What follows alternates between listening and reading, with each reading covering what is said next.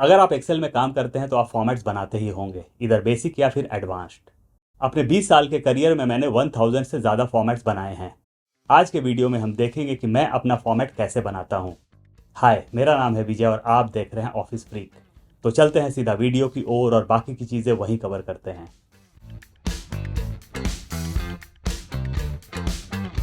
ये एक blank workbook है जहाँ पर मैंने कोई एंट्री नहीं की है। और यहाँ हम देखेंगे कि मैं कौन कौन सी चीज़ें करता हूँ अपने फॉर्मेट को क्रिएट करने के लिए। तो सबसे पहले मैं पूरे शीट को सिलेक्ट कर लेता हूँ और मैं जाता हूँ होम टैब में। होम टैब में सेंटर में ऑप्शन आता है अलाइनमेंट का। यहाँ ढेर सारे ऑप्शंस हैं। अगर हम टॉप लाइन में देखें तो यहाँ पर एक ऑप्शन नजर आता है अलाइन टू मिडिल का, तो मैं इसे सेलेक्ट कर लेता हूँ। अब इसका फायदा क्या है, आते हैं नीचे की तरफ और यहाँ मैं कुछ टाइप करता हूँ, सीरियल नंबर, एंटर। फिलहाल हमें कोई डिफरेंस नजर नहीं आ रहा है, लेकिन अगर मैं अपने रो के साइज को इंक्रीज करता हूं या फिर सेल साइज को इंक्रीज करता हूं तो आप देखेंगे कि मेरा जो टेक्स्ट है वो एकदम मिडिल में है। अगर मैं यहां पर क्लिक न करूं तो ये देखिए मेरा टेक्स्ट बॉटम में नजर आ रहा है। अभी मैं इसे अंडू कर लूंगा, यानी कि इसे सेंटर में ले लूंगा। रो साइज को मैं एडजस्ट कर लूंगा। तो ये थी पहली चीज। सेकंड चीज जो मैं करता हूं, कॉलम नंबर ए को मैं क्लोज ले लेता हूं और रो नंबर 1 को भी मैं क्लोज ले लेता हूं। इसे मैं डिलीट कर लूंगा। कॉलम ए और रो 1 को क्लोज लेने का रीजन क्या है, इससे मेरा फॉर्मेट मच बेटर दिखता है। और अगर फ्यूचर में मुझे कुछ इंसर्ट करने हुए कॉलम्स या फिर रोज तो वो मैं काफी आराम से कर सकता हूं। मैं अपनी एंट्रीज स्टार्ट करता हूं B2 से और B2 को मैं हमेशा रखता हूं हेडिंग के लिए। तो सपोज दैट मैं अटेंडेंस शीट क्रिएट कर रहा हूं तो मैं यहां पर टाइप करूंगा अटेंडेंस शीट।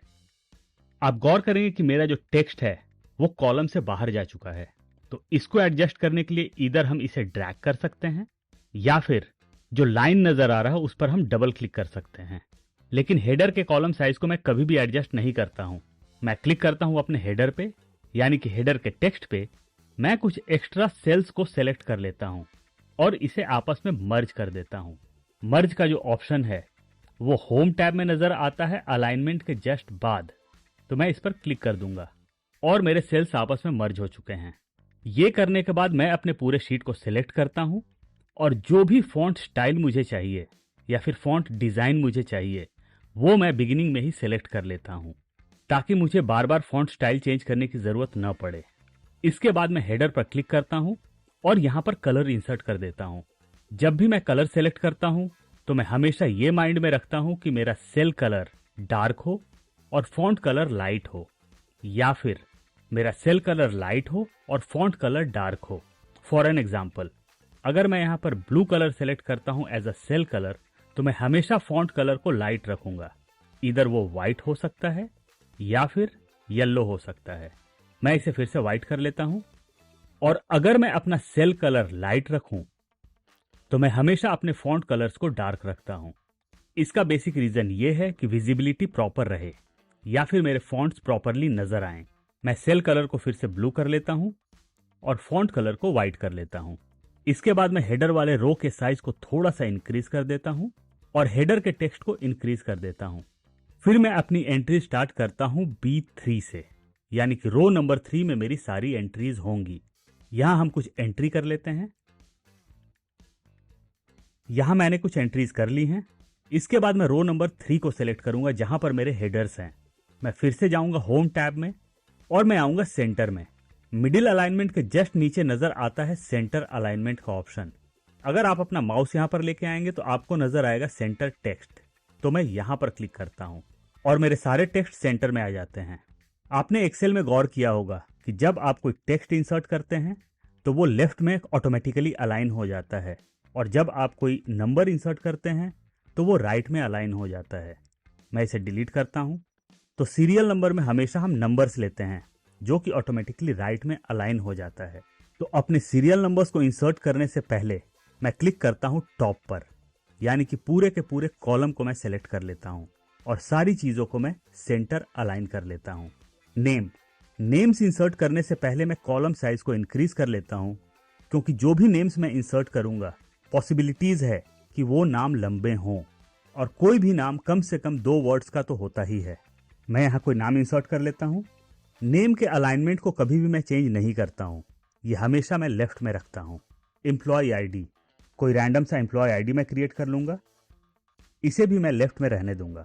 डेजिग्नेशन, मैं हमेशा ट्राई करता हूं कि डेजिग्नेशन के लिए मैं ड्रॉप डाउन क्रिएट करूं, या फिर कोई ऐसा टेक्स्ट जो बार बार रिपीट होने वाला है उसके लिए मैं ड्रॉप डाउन क्रिएट करूं।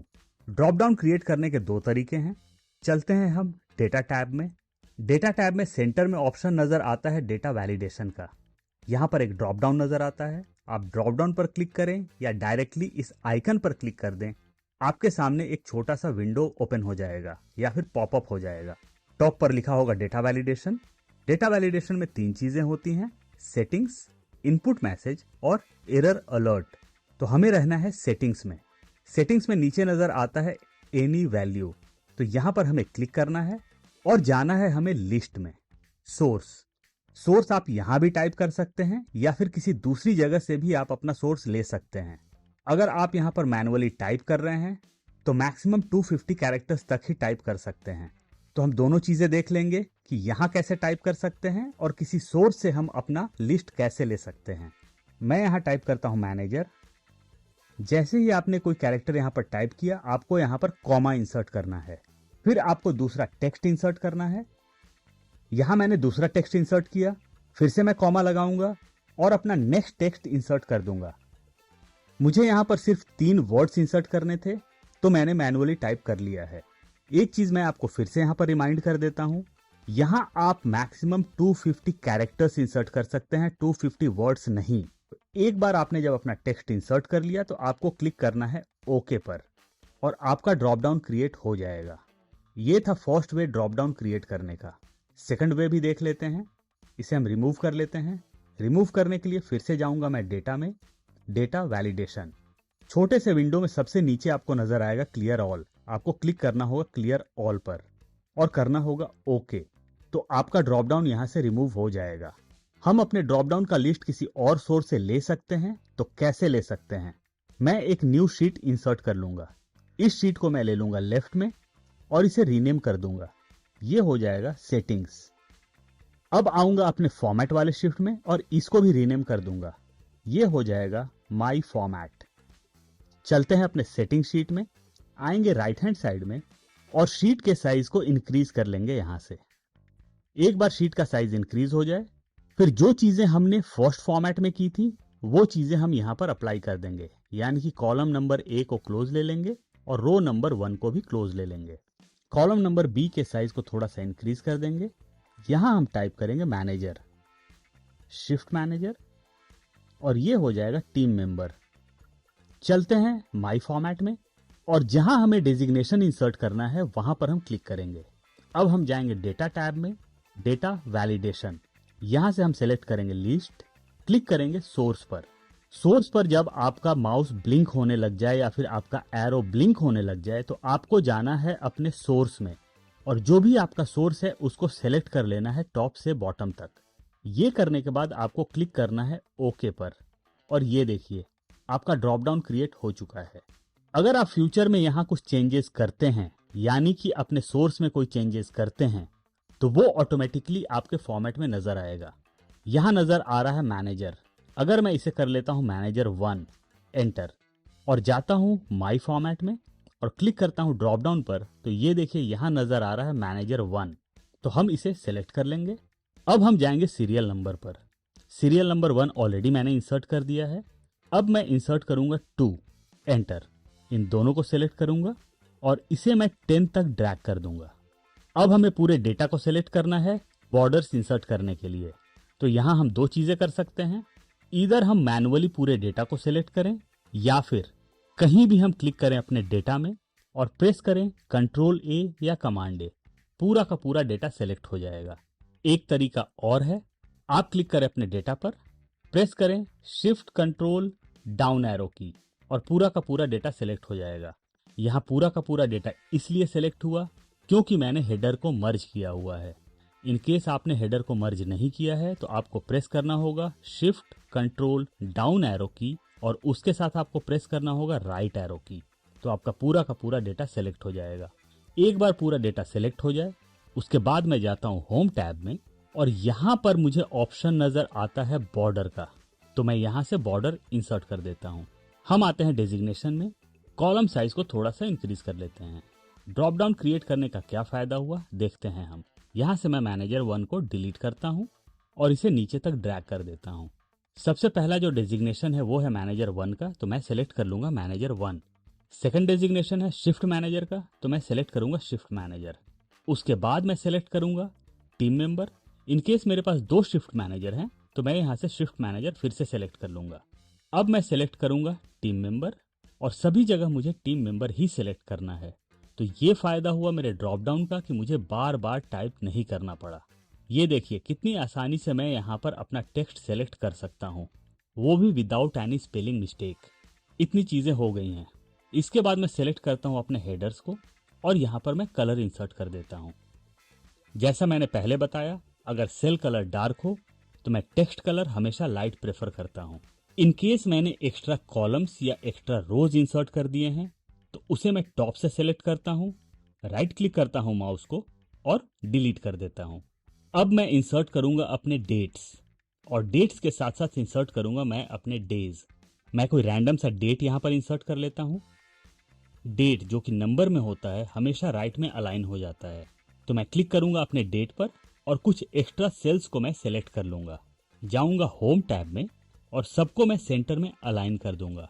सेंटर में अलाइन करने के बाद मैं प्रेस करता हूँ Ctrl+1। इससे फॉर्मेट सेल्स का विंडो ओपन हो जाता है। मैं जाता हूँ डेट में और जो भी मुझे डिजायर्ड डेट फॉर्मेट चाहिए वो मैं सेलेक्ट कर लेता हूँ। मेरे सिस्टम में बाय डिफॉल्ट ये इंडिया का नजर आता है, तो मैं हमेशा क्लिक करता हूँ ड्रॉप डाउन पर और जाता हूँ इंग्लिश यूनाइटेड स्टेट्स में और यहाँ से मैं अपना डिजायर्ड फॉर्मेट सेलेक्ट करता हूँ और क्लिक करता हूँ ओके पर। तो ये देखिए ये मेरा डेट फॉर्मेट चेंज हो चुका है।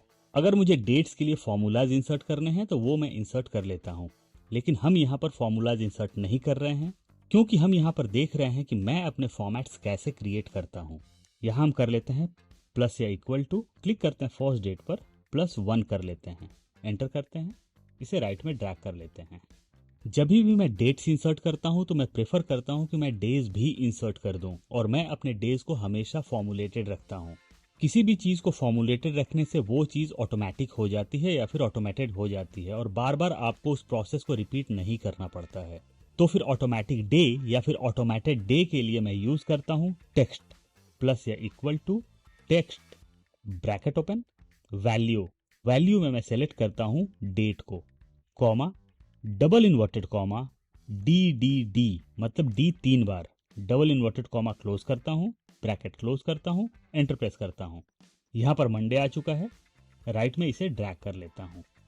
फ्राइडे तक नजर आ रहा है, इसे हम संडे तक कर लेते हैं। डेट और डे दोनों को सेलेक्ट करूंगा, इसे राइट साइड में ड्रैग कर दूंगा।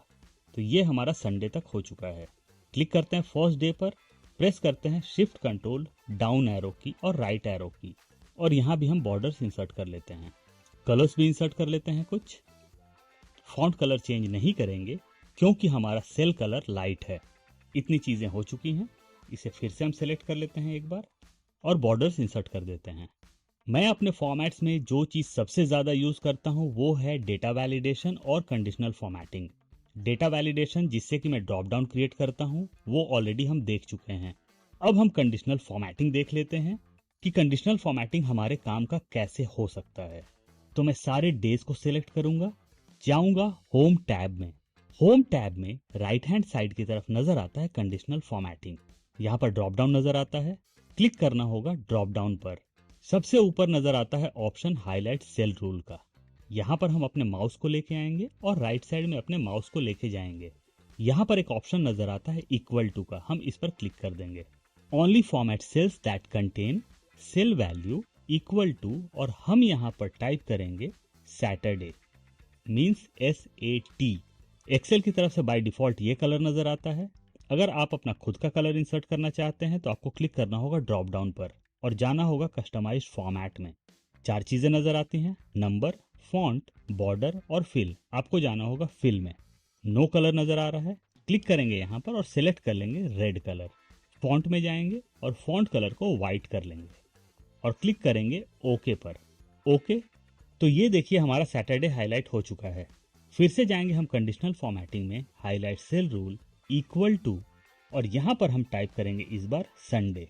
क्लिक करेंगे ड्रॉप डाउन पर, कस्टमाइज फॉर्मेट, फिल, सेलेक्ट करेंगे रेड कलर और फॉन्ट कलर को वाइट कर लेंगे और क्लिक करेंगे ओके पर। ओके, तो ये देखिए हमारा सैटरडे और संडे हाईलाइट हो चुका है। अगर हम फर्स्ट डेट को चेंज करके कर देते हैं 1 फरवरी, तो ये देखिए सैटरडे संडेज का जो हाईलाइट हमारे एंड में नज़र आ रहा था वो अब सेंटर में नज़र आ रहा है। अगर मैं इसे चेंज करके मार्च कर देता हूँ तो ये देखिए सैटरडे और संडे का जो प्लेसमेंट था, यानी कि सैटरडे और संडे के हाईलाइट का जो प्लेसमेंट था वो भी चेंज हो चुका है और सैटरडे संडे भी चेंज हो चुका है। हमारे डेज भी ऑटोमेटिकली चेंज होते जा रहे हैं। अगर मैं इसे कर लेता हूँ अप्रैल, तो ये देखिए फिर से हमारा जो हाईलाइट है वो एंड में पहुंच चुका है। एक्सेल में एक चीज होती है टेक्स्ट रैप। टेक्स्ट रैप, जैसा कि नाम से हमें पता चलता है कि हम किसी भी टेक्स्ट को रैप कर सकते हैं। ये बहुत अच्छा फीचर है एक्सेल का, लेकिन इसे मैं मोस्टली अवॉइड करता हूँ। अवॉइड करने का क्या रीज़न है और इसकी जगह मैं क्या यूज़ करता हूँ, चलिए देख लेते हैं। हम क्लिक करते हैं एम्प्लॉय आईडी पर और इसे यहाँ से डिलीट कर लेते हैं। अब मैं फिर से यहाँ पर टाइप करता हूँ एम्प्लॉय आईडी, टाइप कर लेता हूँ एम्प्लॉय फुल आईडी। इस वे में मेरा टेक्स्ट साइज इंक्रीज हो चुका है। एंटर प्रेस करूँगा, ये देखिए यहाँ पर मेरा पूरा टेक्स्ट नज़र नहीं आ रहा है। तो मैं यहाँ पर टेक्स्ट रैप यूज कर सकता हूं, जो कि होम टैब में मिलता है मुझे। टॉप पर नजर आ रहा है एम्प्लॉय, नीचे नजर आ रहा है फुल आईडी, जबकि मुझे टॉप पर रखना है एम्प्लॉय फुल और नीचे रखना है आईडी। उस केस में ये टेक्स्ट रैप से पॉसिबल नहीं है। टेक्स्ट रैप का सबसे बड़ा ड्रॉबैक ये भी है कि अगर मैं अपने कॉलम साइज को इंक्रीज करता हूं तो पूरा का पूरा टेक्स्ट सिंगल सेल में नजर आ रहा है। इसे मैं अंडू कर लेता हूं, फिर से इसे डिलीट करता हूं, टाइप करते हैं यहाँ पर एम्प्लॉय, इसके बाद हम टाइप करेंगे फुल, प्रेस करेंगे ऑल्ट और फिर हम प्रेस करेंगे एंटर। अब हम यहाँ पर टाइप करेंगे आईडी। आईडी के बाद एक टेक्स्ट और इंसर्ट कर लेते हैं नंबर का, एंटर प्रेस करते हैं। ये देखिए हमारा रो साइज ऑटोमेटिकली एडजस्ट हो चुका है और यहाँ पर नजर आ रहा है एम्प्लॉय फुल आईडी नंबर। थोड़ा सा कॉलम साइज को एडजस्ट कर लेते हैं, यानी कि इंक्रीज कर लेते हैं, और ये देखिए अब टॉप पर नजर आ रहा है एम्प्लॉय फुल और नीचे नजर आ रहा है आईडी नंबर। क्या होगा अगर मैं कॉलम साइज को और इंक्रीज कर देता हूं? हमारा टेक्स्ट का जो अलाइनमेंट है वो चेंज नहीं हो रहा है। टॉप पर एम्प्लॉय फुल नजर आ रहा है और नीचे नजर आ रहा है आईडी नंबर। इसे हम एडजस्ट कर लेते हैं। ये सारी चीजें हो जाने के बाद जो मैं प्रेफर करता हूँ वो करता हूँ ग्रिड लाइंस को रिमूव करने का काम। ग्रिड लाइंस क्या होता है? आपने गौर किया होगा जहां मैंने बॉर्डर्स इंसर्ट किया है वहां पर डार्क ब्लैक में बॉर्डर नजर आ रहे हैं, और जहां मैंने बॉर्डर्स इंसर्ट नहीं किया है वहां पर लाइट ग्रे में बॉर्डर्स नजर आ रहे हैं। तो मैं इन लाइट बॉर्डर्स को रिमूव करता हूं। जाता हूं मैं व्यू टैब में। व्यू टैब में सेंटर में ऑप्शन नजर आता है ग्रिड लाइंस का, मैं इस पर क्लिक करता हूं और मेरे जो लाइट ग्रे लाइंस थे वो रिमूव हो जाते हैं। इस तरीके से मेरा फॉर्मेट ज्यादा नीट एंड क्लीन दिखता है। ये चीजें हो जाने के बाद मैं अपने फॉर्मेट को सेव करता हूँ। फॉर्मेट को सेव करने के लिए आपको किसी भी टैब में जाने की जरूरत नहीं है। आप किसी भी टैब में रहें, टॉप पर सेव का ऑप्शन नजर आता ही आता है। करेंटली मैं व्यू टैब में हूँ, सेव का ऑप्शन नजर आ रहा है। अगर मैं होम टैब में जाता हूँ फिर भी सेव का ऑप्शन नजर आता है मुझे, तो मैं अपने फॉर्मेट को सेव कर लेता हूँ। जब मैं सेव करता हूँ तो एक छोटा सा विंडो ओपन होता है। यहाँ पर बुक 1 नजर आ रहा है, मैं इसे नेम दे दूंगा माई फॉर्मेट और मैं क्लिक करूंगा सेव पर, तो मेरा फॉर्मेट सेव हो चुका है। अगर हम टॉप पर देखें तो यहाँ नजर आ रहा है my format save to my Mac. तो ये बेसिक चीजें मैं अपने फॉर्मेट क्रिएशन के लिए यूज करता हूँ। बाकी में मैं फॉर्मूलाज यूज करता हूँ, वो डिपेंड करता है फॉर्मेट टू फॉर्मेट। बट किसी भी फॉर्मेट को क्रिएट जब मैं करता हूँ तो जो भी चीजें मैंने आपके साथ डिस्कस की हैं वो चीजें मैं करता हूँ। आई एम श्योर कि आपको ये वीडियो जरूर पसंद आया होगा। फिर मिलते हैं एक नए टॉपिक के साथ, तब तक के लिए keep learning, keep growing and be better than yesterday. Thank you.